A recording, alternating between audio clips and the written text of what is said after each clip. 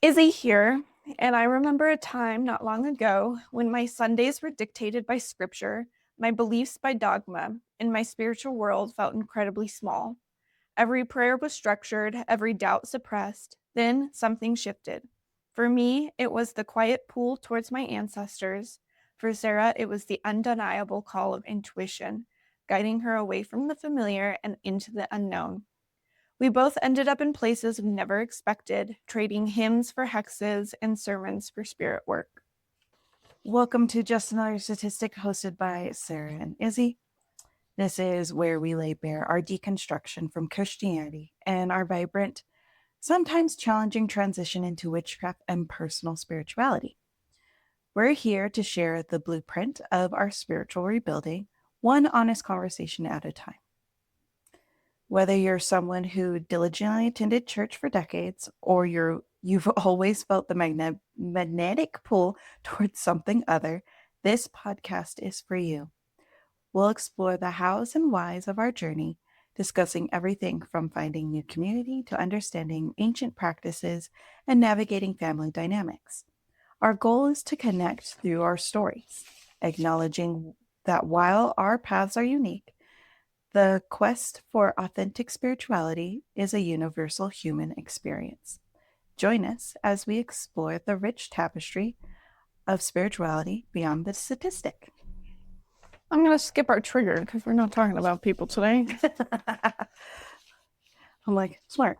So we decided to take a break from talking about deconstructing and Christianity and all of that. I think both of us are just feeling a little heavy at the moment and wanted to talk about something a little happier, A little more upbeat.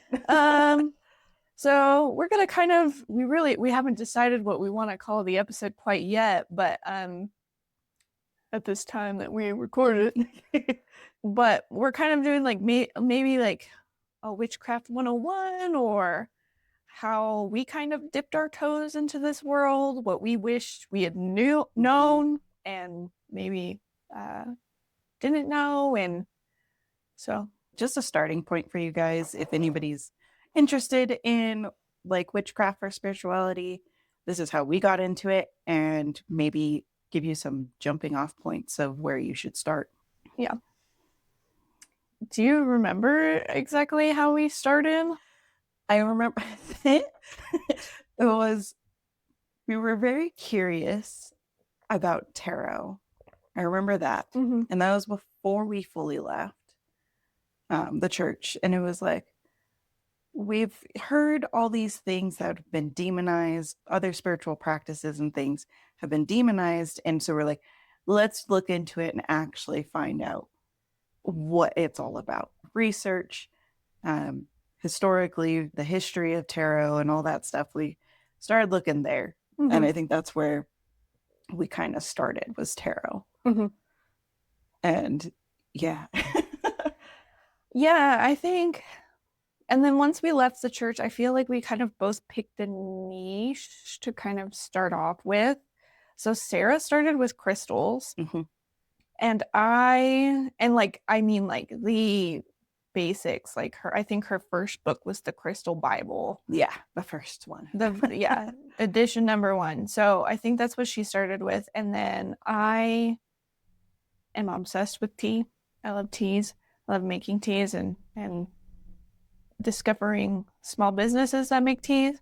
And so tea, I think my tea book was the first witchcraft that I started. And that's like really what we did. I have like a whole bunch of like china, like fancy china, and we would have like our spell cups. Mm-hmm. And Sarah got little quartz pieces to put in our spell cups. And then during the full moon and the new moon, we would sit and we would drink our tea, and it would be something that I picked. Like, obviously it wouldn't be like exact, but I would look at what was in the tea and kind of match it to whatever we were trying to manifest at the moment. And then, yeah, we would sit there and do our tarot and journal, and maybe go dance outside for a little bit or make some moon water. It was yeah. like full moon. So that was really like the beginning of our practice and what we did. Yeah. Very, very basic. Very, very basic, very intro. I think the hard part about that was all the questions of and all the opinions that we were getting from everybody. I remember when we started doing tarot, someone told us that was like, oh, you need to be gifted your first tarot deck. Yeah. And we're there's like, so many like niche rules. And I was like, but there's nobody to gift me a tarot deck, and I want to learn tarot now. So yeah, I threw that rule out real quick. Yeah.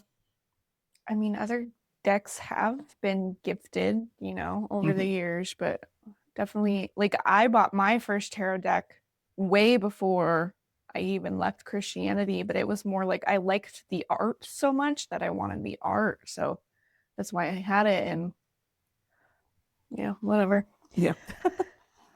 Okay. So we wanted to start with the don'ts, and kind of avoiding that outside noise. So I right before 2020 was like right before me and Sarah moved in together. We moved in like spring of 2021. And so I remember being like on TikTok and stuff during 2020, and the amount of people that were exploring witchcraft on the internet because everybody was bored, you know, was crazy. There was a lot of people doing it, a lot of people posting about it. And that phase has definitely kind of like chilled since then. But the amount of obviously the amount of misinformation that is on the internet is crazy. A lot. And so I think that's like the very first thing is like really take everything that people are saying with a grain of salt. Don't take it as gospel. Yeah. Because there's a difference in opinions in every aspect of spirituality. Yeah. And I think like the big thing, like what I was seeing on TikTok in 2020 was everybody talking, like everybody was also into like smut because we were bored. Yes. And so it was like this mixture of being like, I'm going to become a witch and summon a fae lord. And a lot of what people were going off of is Celtic mythology. And I don't think anybody who wrote that mythology feels that way about fae. And so just being aware of what, because things can change and evolve, obviously, but just being aware of what those legends started out as. And if you choose to view it differently, that's definitely up to you. But I think you should still be aware of how that energy was spoken into existence in the first place. So that's my first don't. Yeah. Also, I think along with that, besides TikTok, there's been a lot of talk about Etsy wishes. Be very careful about who you get work from and like who you're listening to. It's not like mentors aren't very abundant. I mean, they sound abundant, but if they're like, give me your money and I'll teach you this, that, and the other, be careful. Yeah. And just like who you're getting work from, you don't know their intentions. If you don't know them very, very well, very personally, you don't know their intentions when they're doing spell work and stuff. And they could be doing some bad stuff, bringing bad juju towards you. So yeah, intentionally or unintentionally, but it's just like the internet is such a place for people. It's really easy for people not to have accountability on the internet. And I think that that's a big thing in this community, especially like buying spells and stuff like that, which I know Etsy doesn't allow anymore, but you can't.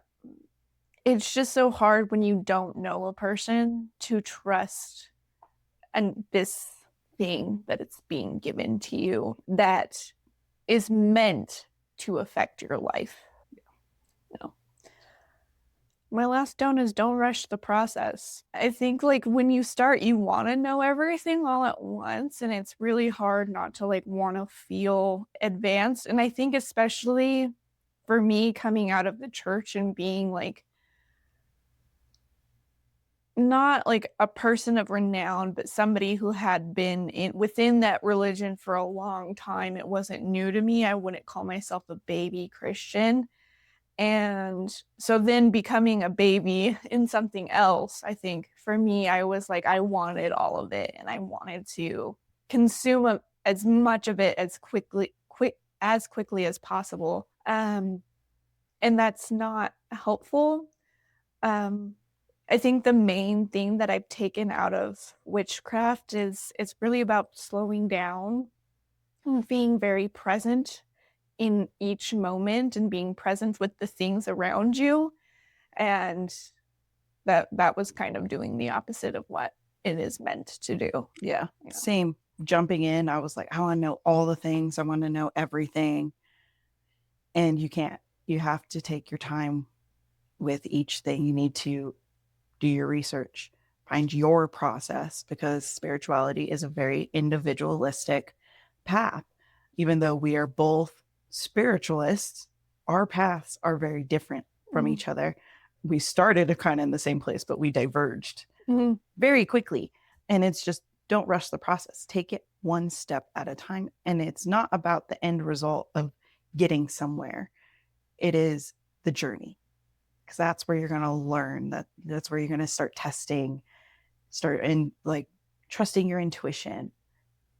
Take it slow, build your foundation, and then build on it. And don't compare yourself. Like if you're doing this journey side by side with somebody else and it seems like things are coming easier to them or they're having enlightenment that you're not, it's not a race, it's not a competition, and everybody is meant to be where they're supposed to be. I was blessed to have a very immediate, strong pull to my ancestry, and that wasn't there for Sarah.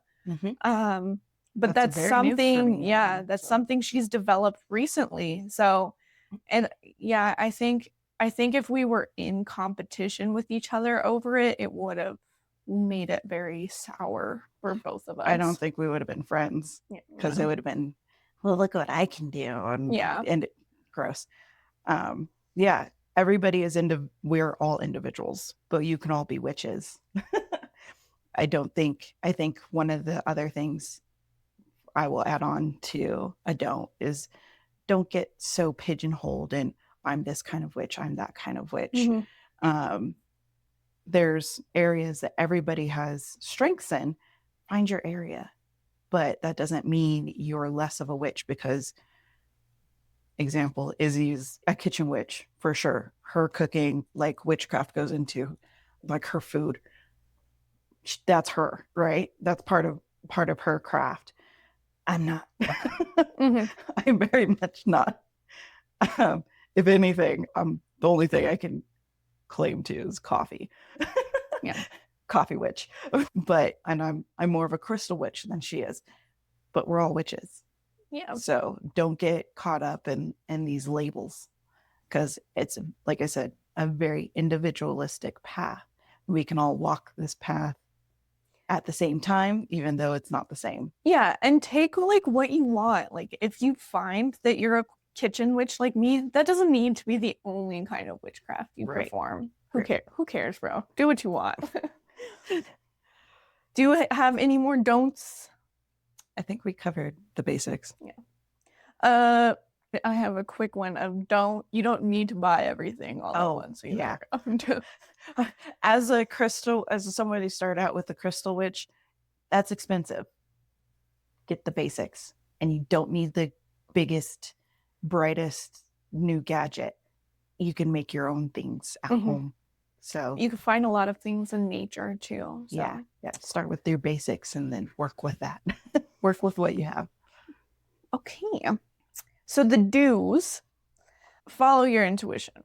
That's my number one do. Absolutely, positively follow your intuition. And if you come out of organized religion, that's going to be really hard to do.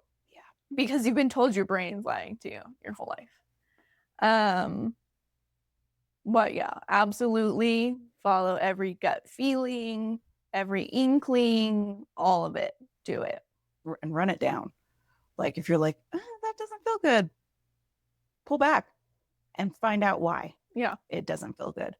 You know, you're like, oh, that's why. It might be an interaction with another person. It might be crystals aren't my thing. I'm not getting it. It's just not, doesn't feel right to me. Try something else. I think this kind of goes along with not asserting your will onto people, but like anytime somebody, especially in the spiritual community, and I love the people that we found in our group, as somebody who used to work in a crystal shop, the amount of people that would come in and be like, you as a star seed or whatever, they'd come in on their whatever blog post that they had gobbled down that morning. They would come in and be like, you have to. In my book, the only thing you have to do is not hurt anybody else. And even then, if that's what you choose to do, that's your choice, bro. So yeah, anytime somebody's like, you have to do this A, B, and C, stop talking to me. Goodbye. Yeah. Again, everybody's walk is their own. Mm-hmm. And my walk will not look like her walk, will not look like your walk. All I would say is follow your gut, but also do your research. If this is an ancient practice, don't find one source. Find multiple. Find people that are renowned in the community and have a good standing in the community. Go read their books. Go read the blogs. Go deeper. And do your research, because you might find something. Someone might say star seeds, you know, and you start reading up on it and you're like, that doesn't jive with me. Leave it alone. Yeah. Let it go. Yeah. And if you're wanting to do research and other things too, you know, like when I decided to go down this path, I was in my Bible more because I was really wanting to pick apart what didn't feel good and what does still feel good. Because there are pieces that do still feel good to me. And that's really what research and all of that is about, is taking what serves you and leaving what doesn't. And so just as you research, keeping that in mind, that if you're going through something and you're like, ooh, that sounds off, keep going. You might find 15 other things that you actually like. You don't need to take every single thing from everything. Yeah. Right. Because again, well, I'm going to say this, spirituality is not organized religion. So you don't have to follow the rules like you did in organized religion if you're coming out of that. There aren't rules. And if somebody tells you they are, they're lying. And they're trying to assert their will over you to get you to do something they want you to do. Mm-hmm. Yeah. Do your research, especially if it's also rooted in cultural things. There's history, like history books are a great source of information to figure out what was actually happening in these times and how these spiritual practices were actually done. So history is really good stuff. Yeah, and just as somebody who has a degree in history, to my own horn over here, just realizing that everybody has personal bias to every writer, and that includes people within spirituality and stuff like that. So just keeping that in mind and trying to look at things as subjectively as possible. We're only human, but just to keep that in mind if that's what you're going to do. My next do is, and I think this goes for anybody anywhere in the world, because the United States is not the only colonized country, is to support Indigenous communities as much as possible within it. Again, going back to 2020 when there was the whole I'm going to be a witch craze, white sage sold out in the country. And there were a lot of Indigenous farms that were devastated because of that.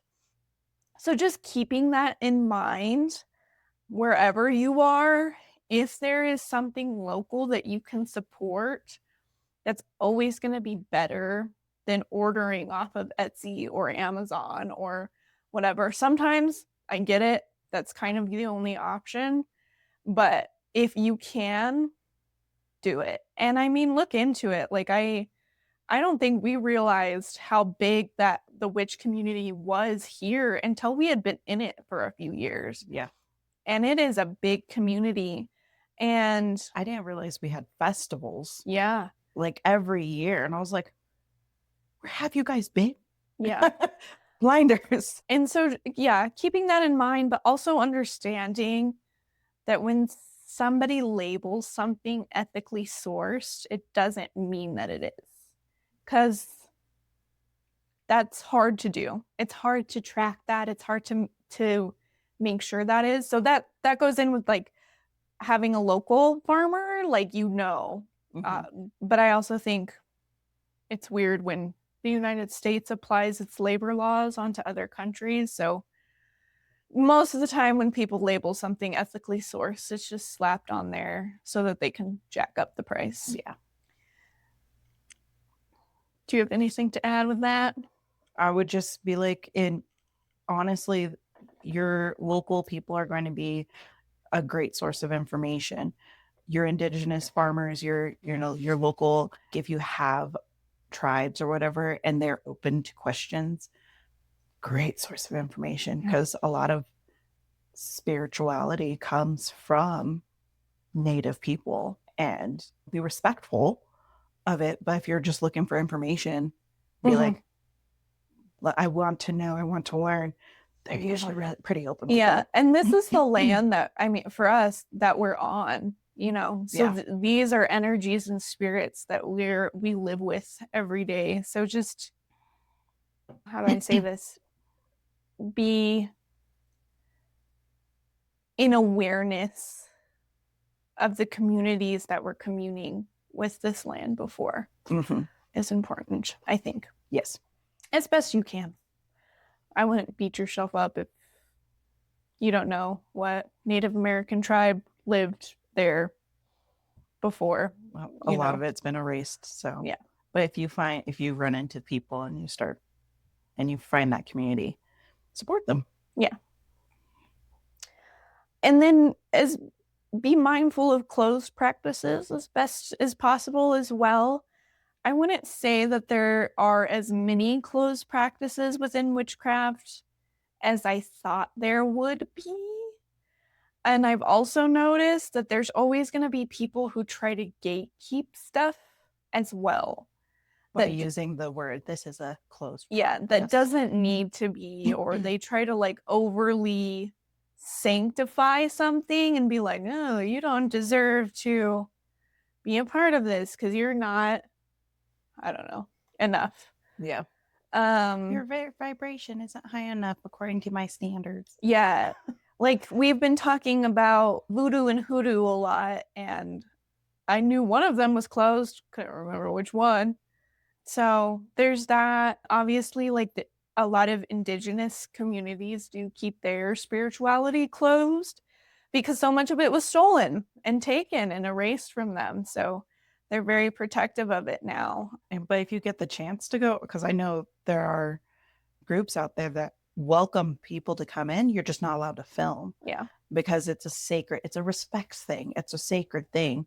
This is not something to be shared with everybody. You experience it there, especially if you're invited in. Oh, I would probably just be in awe. Example, we have the powwow coming at the end of the month, and it's the last one, unfortunately. They're not doing it anymore. But like that's a culture that you get invited in, and it's so fun. Same thing with the spiritual practice. And part of powwow is spiritual. So it's so cool and to see that and experience it. And I think it's just one of those things. You have to be respectful of other people's beliefs. I think we've, especially here in America, gotten very intolerant of other people's belief systems. And so it's like, even if you don't personally believe these things, if you're respectful about it, you're good. Yeah. And like I said, there's always going to be like somebody who says something weird. I was following a Norse pagan creator for a long time. And then one day she went off saying that you couldn't do ancestral work if you didn't speak the same language as your ancestors.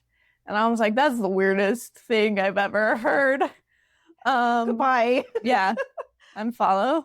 Yeah, just again, follow that intuition. And if it's something that's calling to you, maybe like Sarah, look into your genealogy and see if maybe that is something that you can be a part of. So, yeah. Don't take it too seriously. I think that's my advice with that one. All right. Okay. We're gonna go over some starter tools for you. I think we both have like 3 crystals each we think you should start with. Obviously, there's more than 3 between the two of us, but it's what I think and what Sarah thinks. So, what did you bring to share for your starter crystals? For my starter crystals, I brought the ones that I could find. So I was going to actually bring a different one, but I couldn't find it. So I think my chain broke. But my first one that I have is selenite. This, you guys can see. For those of you not listening, she has a little piece of selenite. Yes, a little piece of selenite here. This is a great starter because it's self-cleaning crystal. It cleans other crystals. It's great to just clean energy. So it's great to have around. This one was a little egg and it shattered. I have both halves into several places now. So, but this one's been with me for a while. It's beat up, but yeah, selenite is my first crystal. Great for cleaning, having it around. I have selenite literally everywhere in my car, above every single door seal, like selenite. Yeah. Second one is my Smokey quartz. Thing about crystal, I personally believe crystals call out to you when you need them. That's why you don't need every single crystal there is, because they will come into your life when you need them the most. And they'll leave when they're done with you too. Yes, because they literally just disappear. Gone. Had that happen. But this is my Smokey quartz. Very good for grounding and protection. I like this one because it's a sphere, but it is not perfectly round. It is very unique. And I'm pretty sure I have rubbed it on this side so often that it has even gotten flatter. But this is one I use for meditation when I need to quiet my mind. Y'all know that I have anxiety and PTSD. So I have a flare up, this was my first one I grabbed because it will help me root myself so I'm not spiraling out in my head. Oop. Shh, quiet. Sorry, my alarm went off. And then my last one is one of my labradorites. This one I actually got recently. Labradorite was one of those crystals that kind of jumped out at me from the beginning and didn't realize it until probably about a year ago. And I was like, oh, labradorite's showing up everywhere I go. And even people that aren't spiritual in the spiritual community that knew I was getting into crystals were like, here's a present. And it was a labradorite. So very good for protection. She's also wearing a raw labradorite around her neck too. Lab is like one of my biggest ones that I've just, it spoke to me, and it's like one of my personal crystals. Yeah. And labradorite's really good for opening that third eye. It cuts through the bullshit. My starter crystal suggestions, also selenite. And I have my selenite wand specifically, and selenite is very inexpensive. It is a very inexpensive crystal. So it's an easy one to start with. And this size that I have, which is probably what, 2.5 inches long. Inches? Feet? It's like a foot long. Like inches? I was like, that's not right. Like inches? Is great putting them above your doorways. That is my number one suggestion. The front of your house, the back of your house. And my biggest thing for liking it is like not only is it cleansing my energy as I come into my space, I have one above my bedroom door as well, but it clears energy as people come and go as well into your home. And that's really important because I didn't realize how much negative energy lingered until we got into this community, and the crystals would fly and shatter around certain people. So that's a huge one. My other two suggestions I'm wearing, I also have Smokey Quartz. We did not coordinate this. No, you didn't. Having some sort of black crystal is great because black crystals tend to be protection crystals. I think Smoky Quartz is a great one to start with because it's not like onyx or obsidian, so it's not insanely strong. Because the thing about black, especially onyx, is that they pull from your energy to protect you. And I promise you, if you're like sick or something and you're wearing onyx, you're gonna fucking feel it. She did that once. Yeah. And I was like, take it off. Yeah. So take it off right now. I know that. So. Second one, or my final main suggestion is rose quartz. Rose quartz is self-love. I think that is just something that is really hard for everybody to do constantly. I have found a lot of confidence in myself being in this community, but it's not always 100%. And just having something here to make me feel good about me is great. And I think for a lot of people, that's like a big block, is that lack of self-love. And I think a lot of people have been told and conditioned by society and religion and family and whatever, is that if you're ever thinking about yourself, it's selfish, it's bad, it's not good. And so having this reminder on my body, and I suggest wearing these ones, just it helps me throughout my day, because I do still deal with depression. It still comes and goes. But yeah, those are my top three suggestions. Yeah. Another favorite mention that I was going to bring, but I could not find for whatever reason, is amethyst. Amethyst is another pretty inexpensive one, unless you're getting to the big pieces, huge pieces. But that one's a good mind stone. It helps protect the brain, and just from negative thoughts, self-negative thoughts, but outside influences, helps protect the psyche. So that one was also one of my first when I got into the community. It was amethyst. So yeah, that one's a really good one. Yeah. Starter spells. Well, you've already touched on self-love, so I'll let you talk about that one. But personally, I think a protection spell is a good place to start. And start small, guys. You don't need these 23 steps, crazy rituals.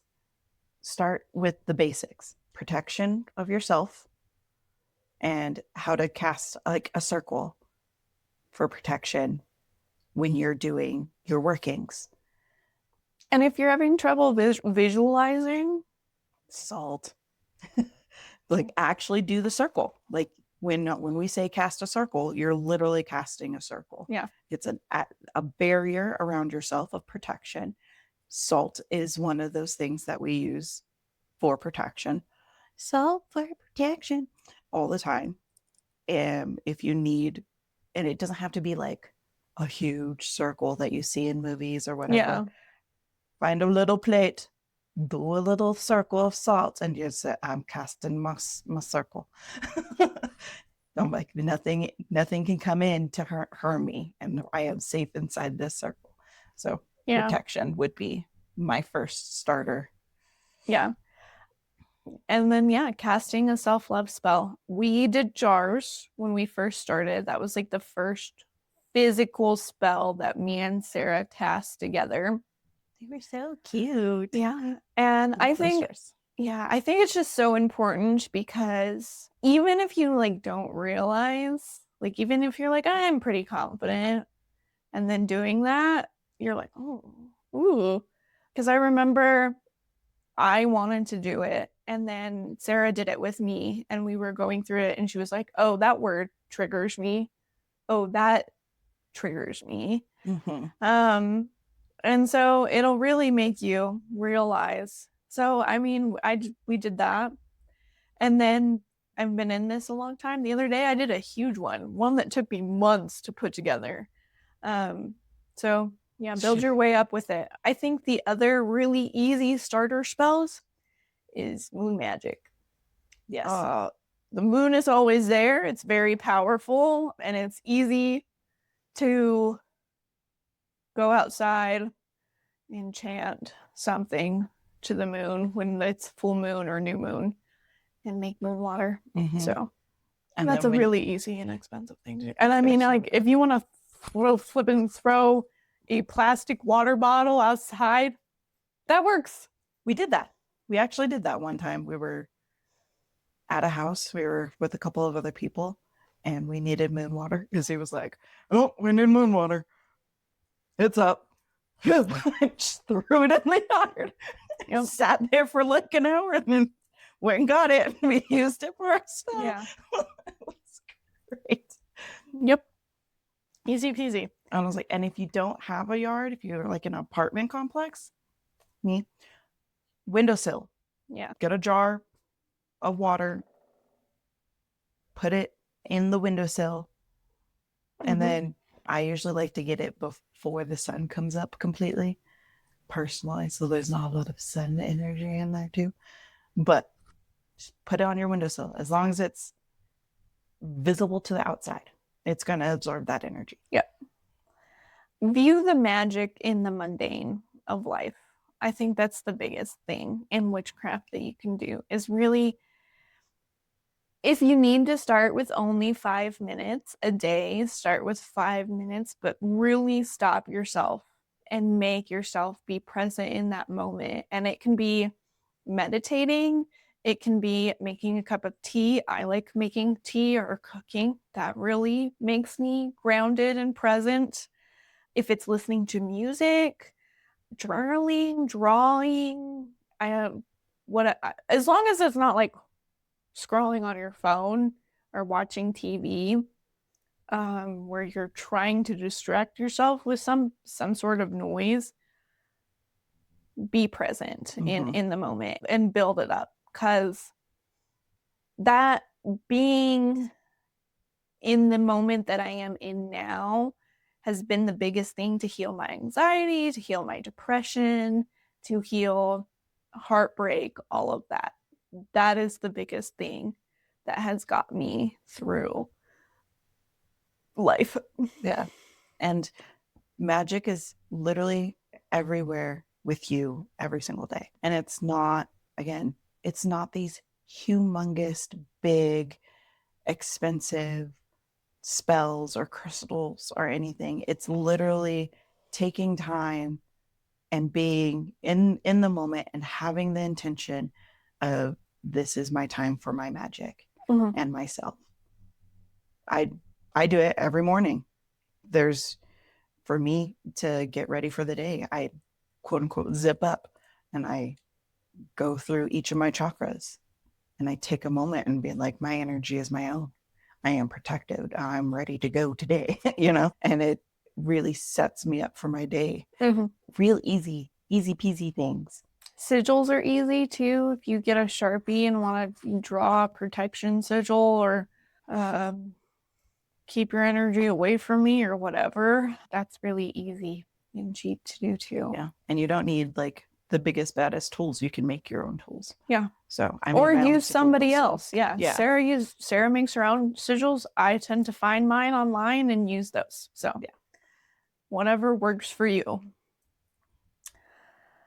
Okay, so let's talk about some real world consequences within witchcraft. Number one is the weight of intent. Being very mindful about your intentions and what they are, and other people's intentions too. I know we've talked a lot about prayer and how there's a lot of people that we won't let pray for us, that we reject, that we tell you, no, thank you. I don't want that. I reject that energy. We have a little old regular lady that comes to the coffee shop every day, and she asked if what she could pray for me for the other day. And I stood there and I thought about it for a second, and I found something that I could have her pray for me, but I knew she didn't have negative or nasty intentions, that she's just grateful that we're there to give her mocha every day and wanted to do something nice for me. So I felt perfectly comfortable letting her do that. So I think that's a big one. Yeah. Words are spells. That's my personal belief. So your intent when you're speaking to other people, it matters, but also allowing other people to speak over you, it matters. Just to go along with that. And it goes to the point of if you speak towards somebody with ill intent, you're hexing them. It might not be intentional, but you're putting that out in the world of negative energy towards them. So be careful with your words. Yeah. So the next one is working with deities. I kind of mentioned this a little bit before, but like just being very aware of the energy that started that, whatever created that or started that. Me and Sarah's opinions on what creates deities varies a little bit. My belief is that deities are energy. They're forms of energy that people have collectively created. And so I just being aware of what energy, if you're working with a deity or calling on something or a demon or an angel or whatever, being aware of what that deity represents and the energy you are calling on. I have seen people who have worked with deities and done the exact opposite of their credences, because a lot of them have rules, and it backfire tremendously on their lives. it ruined their life. Yeah. So just being very aware of the energy that you're calling in. But also being aware that you're more powerful than whatever you're calling and owning that. Yes. Because that'll keep you from getting dragged into something as well. Yes. Agreed. Yeah. Our thought processes of deities is a little bit different, but because I yes, they're energy, but I also believe they're actual beings and just from different dimensions. So, but also I don't personally work with deities right now. It just doesn't. I started out working with another deity, and I think she was just kind of welcoming me into the fold of this community, and she kind of quietly just walked away after a while. I think she was giving me she was like, you've been in the organized religion too long, so I'm going to hold your hand. I'll bring you in. But I really don't work with deities anymore. That's just, I don't feel the pull to work with deities at the moment. That's probably going to change because getting into my ancestry, there's going to be, I feel like there's going to be some stuff. I think there already is coming up a little bit. Yeah. And I was just like, who's there? But yeah, be careful who you're bringing in. Just like in Christianity, it says that you need to consider the cost of going down that path, following that deity. I think that's the one thing I can take away from Christianity and the Bible that works for all deity worship, deity work, or religious work. count the cost. Yeah. And if it's not, if the cost is not, you're like, no, I don't want to pay that, then it's not for you. Mm-hmm. And you're not ever locked in. Like Sarah said, she worked with somebody and she was like, okay, we're done now. Yeah. You're not ever locked into anything. So don't get that in your head. Finally, karma is instant. It doesn't always feel like it. And sometimes, it'll last through multiple lifetimes. But karma clings immediately. Yes. Negative, positive. It's all there. And it will come to you. If you don't believe in karma, well, good luck. Yeah. I mean, if you want to call it something else, then call it something else. But there are consequences to actions, right? We all know that. So just being very mindful and aware of that. For me, a lot of the time, I fully believe in the first credence of witchcraft, which is do no harm. And I don't believe in hexing people. I don't believe in casting black magic. I don't think it's my right to. Is it in my ability? 1,000%. But I am not willing to take on that karma to do something. No matter what a person has done to me in return. And that's something you will have to kind of discover for yourself, because also right now social justice is a thing, and there's a lot of people who are angry with our government and people in general. There are consequences to your actions, and be careful what kind of energy you're calling on. I understand the anger. Trust me, we're angry too. Don't allow that anger to control your spiritual walk. Yeah. Because it can take you down some dark roads. And again. But on the flip side of that, if that's something you're willing to take on in yourself, of being like, I want to hex the patriarchy, then that's 1,000% up to you. But I believe that they'll get what's coming to them in this life or the next. That gives me peace. Yes. In the world we live in. Anything else to add? Just use your common sense, use your intuition. If you're going to use fire, be in a safe environment. We were going to talk about that. Fire. There's a lot of fire magic, candles, incense. I'm very big on fire and burning things. Realize if you dress a candle, if you're burning something, it's going to burn hotter, faster, longer. So practical safety first. No, it's always going to be bigger than what you think it's going to be. Yeah. Be ready. Be smart about your, water and oil. Don't mix. So, especially when fire's involved, just be safe in your practice. Yes. I don't know how many times we set off the fire alarm burning something. The fire alarm is gonna. So, yeah. I feel like I had something else, but I can't remember. I don't know. I think I just understand starting this journey can be very lonely at first, but there's community out there. There are the right people out there to ask questions and learn from. But enjoy the ride, guys. It's so much fun discovering these things. And don't rush it. You're not going to be this big old powerful witch right off the bat. Yeah. So just enjoy the ride, do your research, have fun.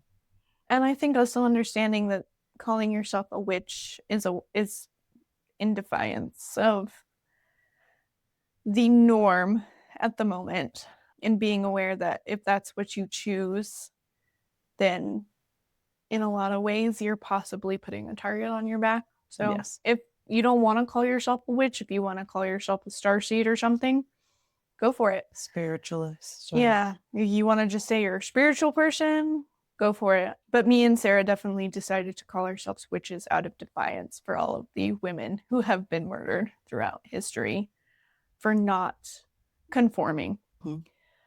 Just being aware of all of the little decisions that make up spirituality. Yes. Coolio. Awesome. Thank you for tuning into Just Another Statistic. Each episode, we aim to explore the profound shifts that occur when we bravely step away from inherited beliefs and embrace new spiritual awakenings. This path from Christianity to witchcraft and spirituality is one of constant evolution, marked by unique turning points and deeply felt emotions. We believe that every deconstructed, every spiritual discovery is a powerful story waiting to be told. If you've been on a similar path or are just beginning to ask the difficult questions, we invite you to share your personal journey with us. Whether it's a specific moment of realization, a challenge you've overcome, or a newfound sense of peace, your story adds vital depth to this conversation. Send us an email at jastatistic@gmail.com or connect with us on social media at Just Another Statistic Podcast on TikTok and Instagram. We're curious about what you're struggling with, what you care about, and how our podcast has inspired you. Your voice matters. And by sharing it, you help build a vibrant community for those who might feel like outliers or just another statistic. Don't forget to follow our podcast to stay with us on this journey. And if this episode brought you value, please share it with someone who needs to hear it. Thanks, guys. Bye. Bye.